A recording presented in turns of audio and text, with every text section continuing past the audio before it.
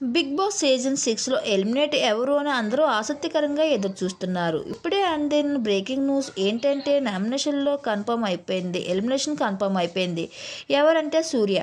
Big boss house నుంచి సూర్య eliminate అయినట్లు తెలుస్తుంది. ఈ వీక్ నామినేషన్ అయిన తర్వాత స్టార్టింగ్ నుంచి డేంజర్ జోన్లో వస్తున్నాడు.